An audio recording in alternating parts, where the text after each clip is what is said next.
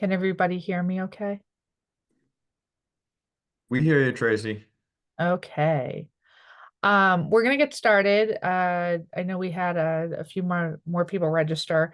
This is the Division 8 meeting to review the resolutions and the action request from MASC.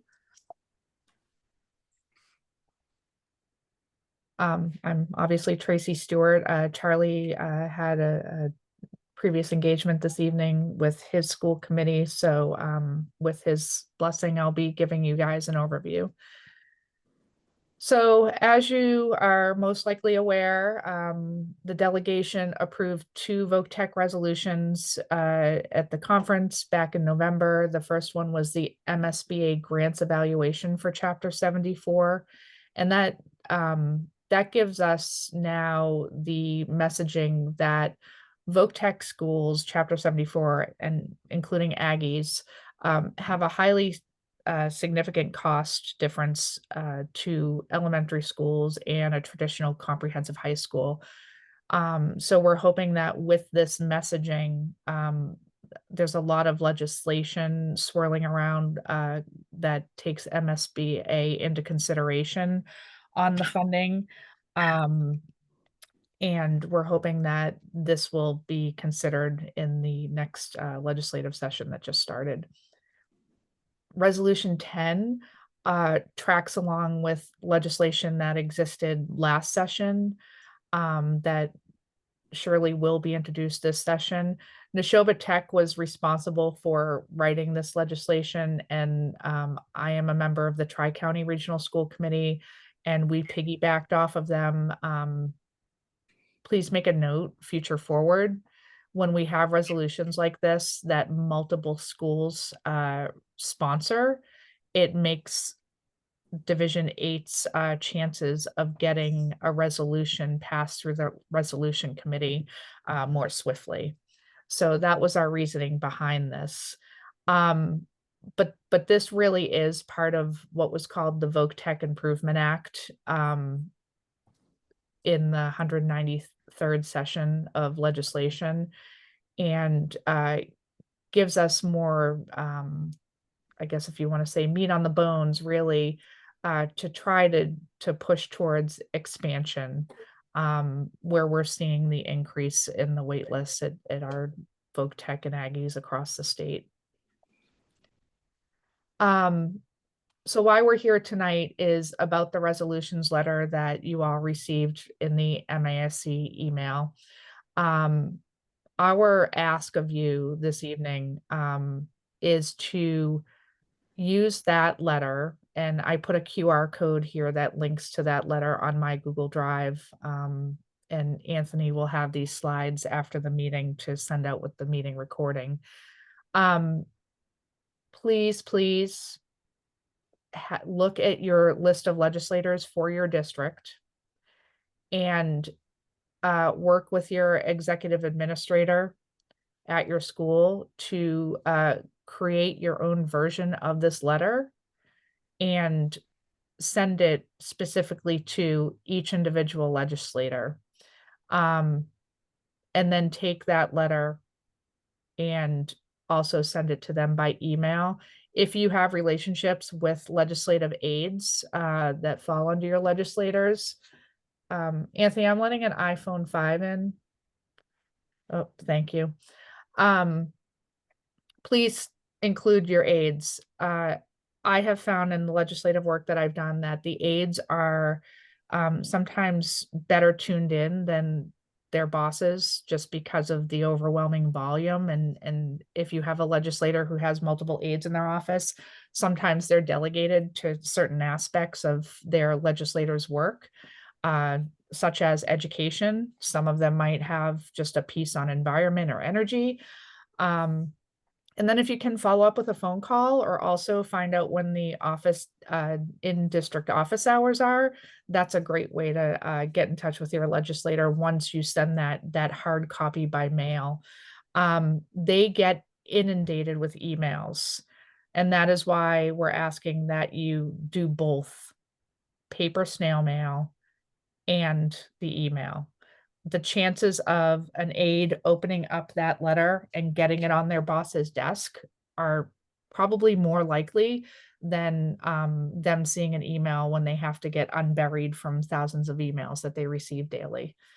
So again, there's a link to the letter here, but you did also receive that in the email from MASC. And I'm going to bounce around a little bit because we keep sharing this slide with all of our Division 8 members, and it's really, really important. We are starting a new legislative session. It's the 194th session. Bills technically have to be filed by January 15th.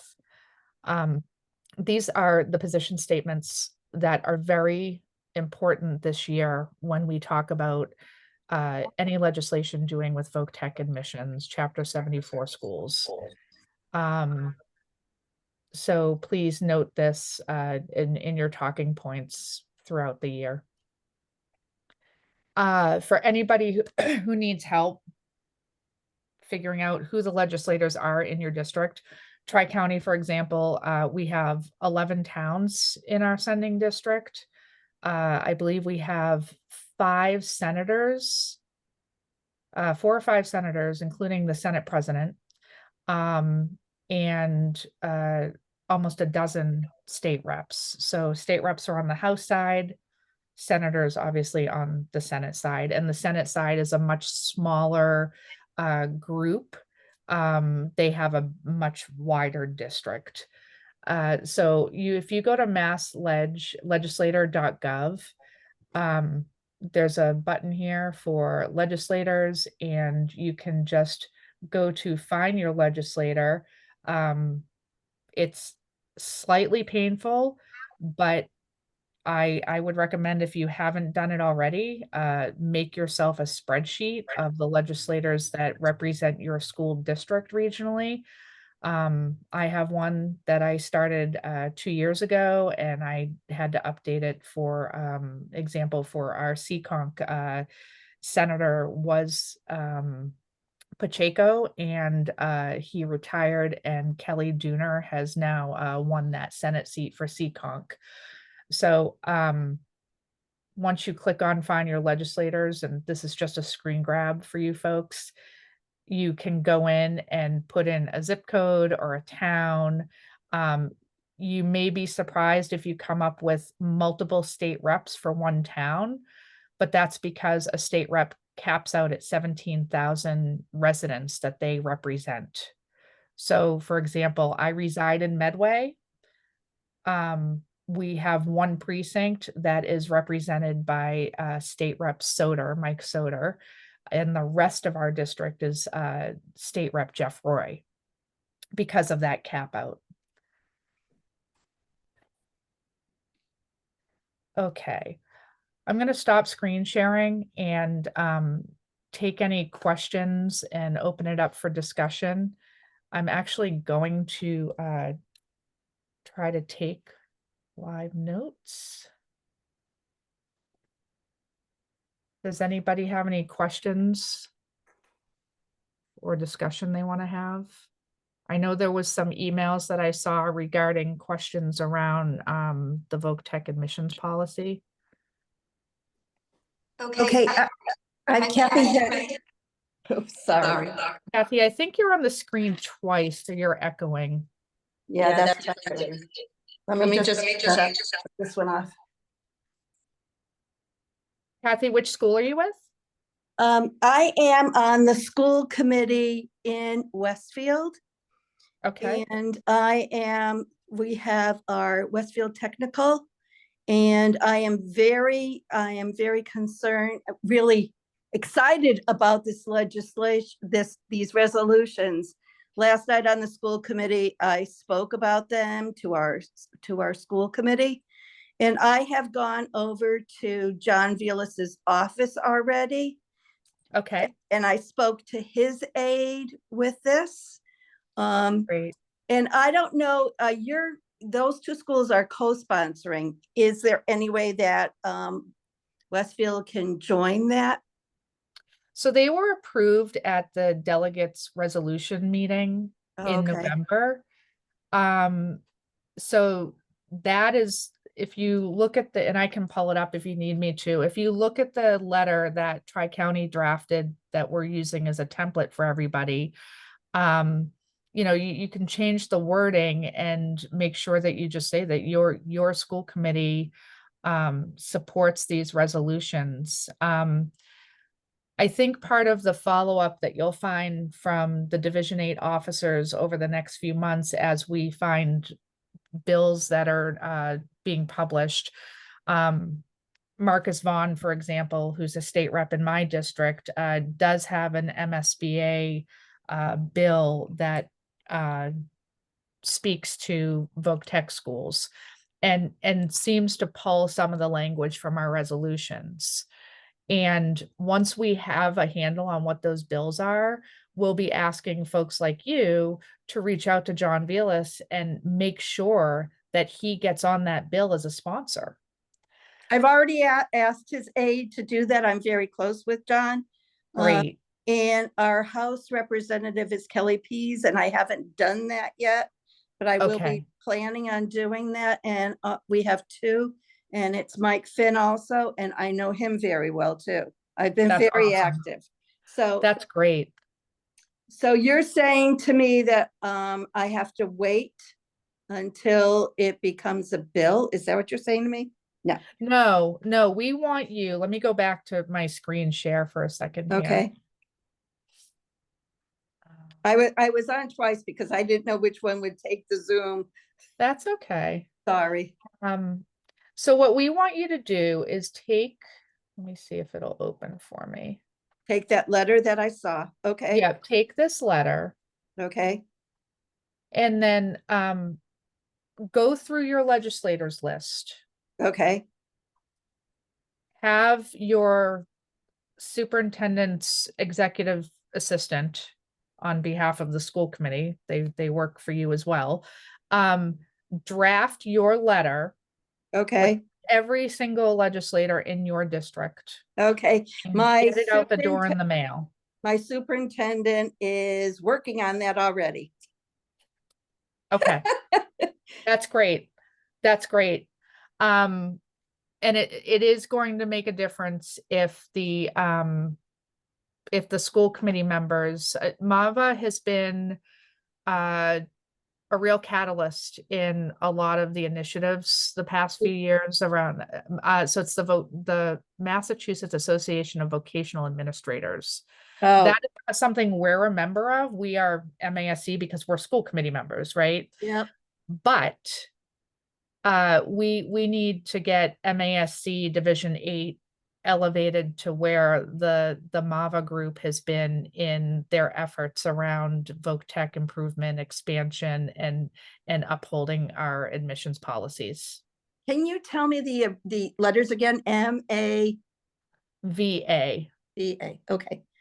Yeah. Okay. Thank So you. your superintendent is most likely a member of MAVA. Okay. Um, and I just want to mention too, Kathy, since you're out in the western part of the state, are you attending the Smith Voc Tech cluster meeting on Saturday morning? Oh, they're having one? Mm-hmm. I Yep, I'll never be get there. I never get any of their information. I went to one and then never got anything else from them. So I'm like, what's going on there? I was very disappointed in that. In fact, I wrote to them asking when the meetings are. No response. For MASC Division 8 meetings? Yep. Okay. So And you have some new officers for 2025 through 27. okay. Charlie Ellis finished up the second half of the last cycle because Don Erickson had to step down since he lost his school committee seat. I believe he was Monty Tech. So now Charlie is fully newly elected. Lynn Ryan remains as vice chair, and I am now the new incoming secretary. Oh, okay. And our contact information is on the MASC website. It's been updated. Okay. And And when are they meeting? Saturday? What we're time? meeting Saturday at 9:30 at Smith Voc. You'll hear a little bit of this information again on Okay. Saturday, and we'll have some handouts. There'll be a short presentation by Julie Spencer Robinson, who's a Smith Voc Tech school committee member, or excuse me, commission member. They're a commission there, as well as she's going to touch upon her role on the state level CTE committee. Okay. Yeah, it'll be a great meeting. We're having our ribbon cutting for our brand new school at 11. So I may come Okay. for a little bit and then leave. Yeah, I mean, the first hour is really going to be the information discussion, and then I believe we're going to be having um a tour. Okay. So if you have to go during that time, that's understandable. Okay. Yeah. I've got to figure out how long it takes me to get there on a Saturday from Northampton to Westfield here. Okay. Okay. Well, I know it takes me an hour and 40 minutes to get to Northampton. Oh, Uh, where are you? You're in Medford? Medway. Medway. Okay. Yeah. Yeah. Does Sorry any to disrupt your meeting. No, this is why we're having this. Okay. And we have plenty of time left. I sort of whip through these slides really fast. Um, and and please do reach out to me. I'll put my email in the chat for everybody. I chair the legislative subcommittee for Tri-County Vocational, where I'm on the school committee, and we really want to make an effort, we being Division 8, to help Division 8 school committees form legislative subcommittees. It's been very, very active for us, and our legislators have been so responsive since we started really focusing on that piece as a subcommittee at Tri-County. I think I've met you before. Were you active in MTA? No. I think No, I've but met you you're in somehow. Westfield, so are you active with Raft? Yes. That's Yes. how you know me. Oh, okay. That's where I know you. Kathy, Yeah, what's your last name? Hillman. Say I it again.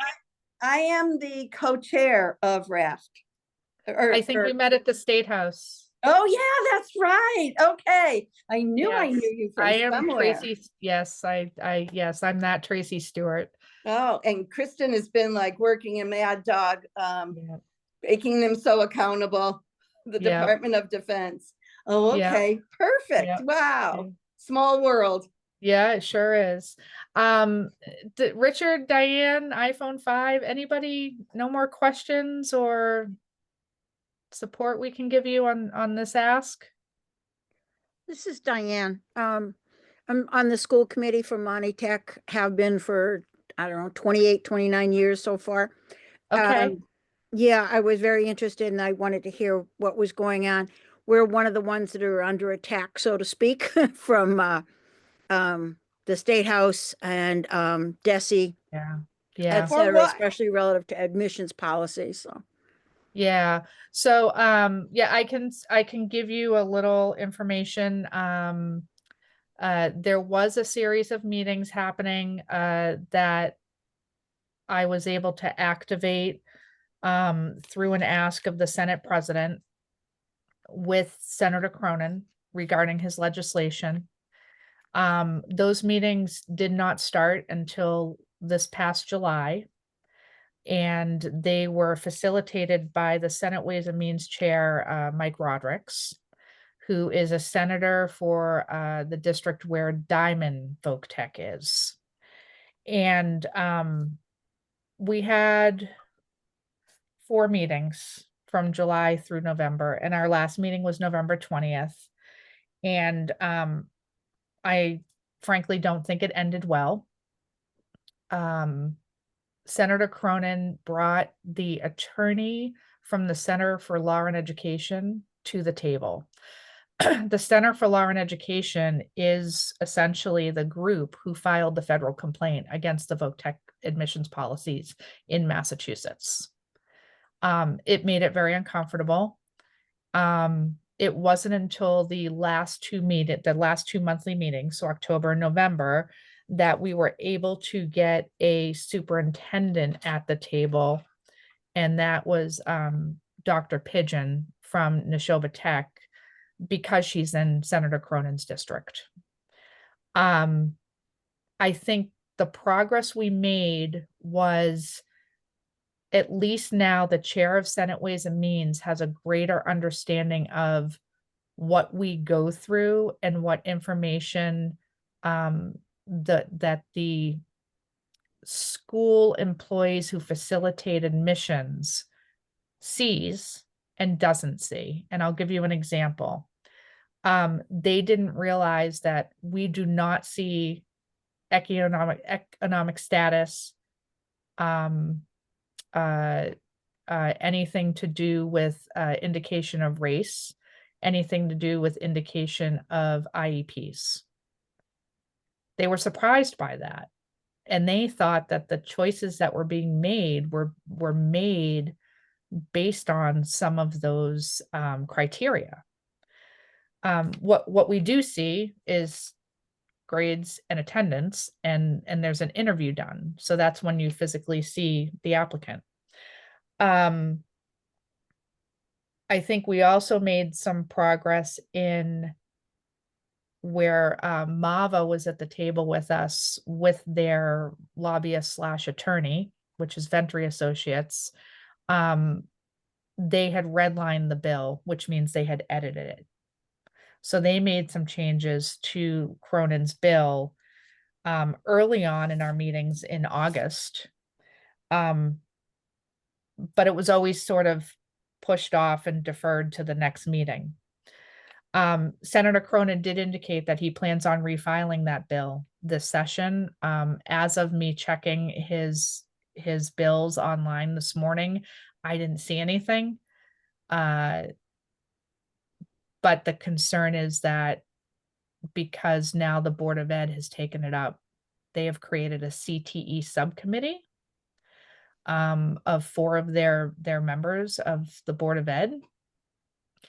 And the question now is Senator Cronin going to be quiet on this issue because he thinks the Board of Ed is going to take it on? But Diane, I will say, our new president of MASC came out strong in an article recently on behalf of VOCTEC Aggies across the state.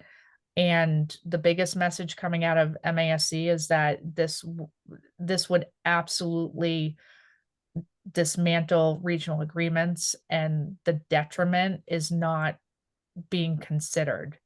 They're looking to make a move to put this lottery in place without really understanding the repercussions of it. So or the fact that a lottery is not going to increase the amount of students that are allowed in a building. When we built the addition to Monty Tech back in around 2000, the expectation was we would max out at 1,200 students. We're 1,441. And we're able to do, and we cannot add to the building. So we're in dire straits of what do we do now? We're doing a partnership program with some schools and sending districts, which we're just starting now. We did get funding for that, and we'll be teaching 3 vocations, and they'll do their academics. So it's a pilot program in Massachusetts. We have the vet science program, but that's in a building by itself. So we were able to add that a few years ago. But the only way to be able to support all the students who want to go is going to be additional buildings or additional schools. And for some unknown reason, Mr. Cronin does not seem to understand that part. And a lottery in a district, we're 18 cities and towns, and we've got very, very small towns, like 1,200 people up to the size of Fitchburg and Gardner. And going to a lottery, is it a lottery in the individual cities and towns? Is it a lottery? If it's thrown up to be in a lottery in the entire district, we're going to have, and it's going to absolutely go crazy, because if my town is not going to pay for students if they can't be able to send students. So I'm hoping that something gets resolved, but that was going to be one of my questions was, has Senator Cronin submitted the bill again? And you answered that. Thank you very much. Yeah, and we'll keep an eye on it and work with MASC and Anthony on making sure communication gets to all the Division 8 members in real time. And you just said something I wanted to touch upon. Yeah, so we did get Senator Rodericks and Senator Cronin to really comprehend, I guess, the different types of regional agreements across the state. Because it's not, none of this is one size fits all. And you're absolutely right about having these smaller towns in your district. We use Keefe Tech as an example quite a bit during the meetings, because they do not have a town by town percentage of interest. And the majority of their students are coming from Framingham. And if you're familiar with the town of Holliston next door, Framingham is very much a city, and Holliston is very much a small suburban bedroom community, farmland. They may have, I guess, a higher income rate on average in Holliston, but they have a very small population and compared to Framingham. So why should they lose out and still pay in? And for a district like Tri-County, we have an equal percentage rate based on population across our 11-town district. So again, it's very unique, and I really praise Jason Frazier for what he did. If you haven't seen that article, I don't know that I can pull it up quickly, but it was in the Contrarian probably a month ago. And it was excellent. So yeah, Diane, we're just gonna keep fighting it. Eventually they're gonna have to make some decision. I think the biggest hope is that they see where we've all made some policy changes, and the decision is not a full lottery. And to your point about buildings, Tri-County we broke ground in October, and we're building a new school, and MSBA did not increase our capacity. And we saw the biggest wait list with our freshman applications this year. So, shame on the MSBA for letting us build a $286 million brand new building without increasing our capacity. That does not make sense, because when we built it and was given a capacity of 1,200, at that time we expected it to be 800, and now we're 1,441, and we're just busted, and we have a 344 student wait list already. So I don't know. We're trying everything we possibly can, and we've changed our admissions policy several times to match whatever DESE wanted. We changed it for the grading virtual, as long as you're not flunking out, you're virtually okay in that area. We eliminated the reference from a guidance counselor, because we found that it wasn't appropriate anymore, and it wasn't being handled the same for every student or sending community. So we eliminated that, and we do have one person that interviews all students, so there's no conflict in that. And Great. the students know what the questions are that are going to be even asked. And I'm like, how much more can you do? Yeah, that's been a very common practice. And we I'm sure everybody here, your school committee, well, we have to have an advisory board, right? That's part of our charter agreements. But for our district, we have built some great relationships with some bigger business owners in the trades. And what we're hearing from them, in fact, one of them came and testified against the lottery bill June of last year with us. His name's Andy Rodenheiser, and I feel like everybody in the state has seen his commercials. He's a Minuteman grad from the plumbing program, and his business is $42 million a year. He's very proud to tell everybody. And he has two great points that he's made to all of us. One, the state's looking at the birth rates of incoming population, and that's how they're making their decisions around the size and the enrollment of the voc techs. But what they're not looking at is the retirement rate and the licensing. And that's actually very important because a lot of these tradespeople are retiring at 55 and there's nobody to replace them. Right. That's a very young retirement age in this day and age. And he also points out that on the discipline and the records and the attendance side of things, that's a direct reflection on what they're going to see in an employable student at graduation. Absolutely. That's exactly what we hear from, we have over 200 and some odd kids on co-op now. And I'm sure Right. there'll be more now that it's after the first of the year. But Right. all of the companies that we work with, attendance is the key. That's Yeah. one of the first things they say. We can train anybody, but if they don't show up on time for work, we can't do anything with them. And that's where they love kids from VOCAC. Yep. Yeah. Oh, keep up Yeah. the good work. I appreciate this phone call. Yeah, I do too. I'm glad we're able to do this. And so we'll have our meeting at Smith Voc, our cluster meeting on Saturday. The Division 8 officers are working on additional cluster meetings. I know Tri-Counties in Franklin is going to be on Saturday, March 1st. And we're working on possibly one in between this January 1 and March at another school somewhere else in the state, so we're trying to make sure that it's not unreasonable for folks to travel within a certain distance. So stay tuned on that, but anybody's welcome to come to any of them.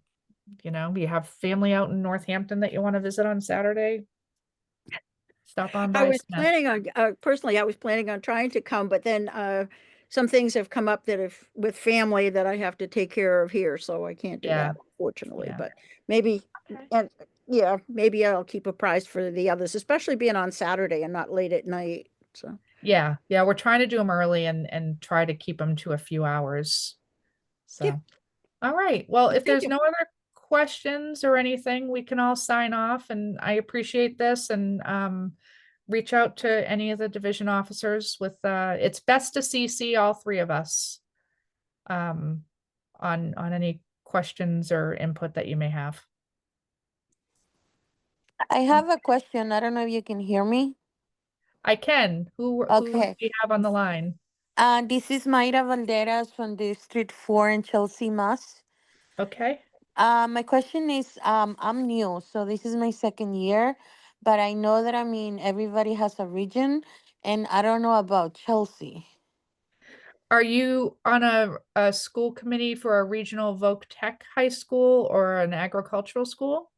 It's the regular school, like all city Chelsea schools. Oh, And I'm also the representative of the North Shore Collaborative for the special needs kids. Anthony, would that be your urban? So Yeah. Anthony is with MASC and he can probably help you. Yeah, so Chelsea is geographically Chelsea is Division 2, Okay. north of Boston. Okay. But in addition to that, they're also Division 9. We have a separate group for just like we have for the Vokes and Chapter 74 programs with Division 8. We have an urban group, so Chelsea's a part of Division 9, just like Worcester, Boston, Lowell, Fall River, etc. So technically part of two divisions there, just like the overlap with a lot of the Vokes for all the Vokes. Oh, okay. Okay. Thank you so much. And nice meeting you, Anthony. Thank you so much for all the emails and information.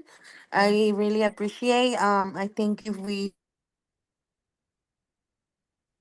Oh, I think we I lost think I her. dropped you there, but hey, thanks so much for joining. I know know Tracy's led a good meeting with a lot of information here. people, And we can do a better job, and we also can make a difference in our schools because we everybody I think is fighting for more budget, and if we don't have the budget, we cannot do our job in schools.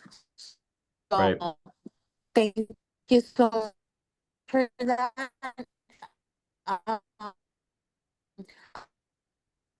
Well, thank you. And I know budget season's coming up, and that's why Tracy's put this together to help us get motivated for the beginning of the session and make sure that we're on top of things moving forward. So Tracy, I'll turn it back over to you.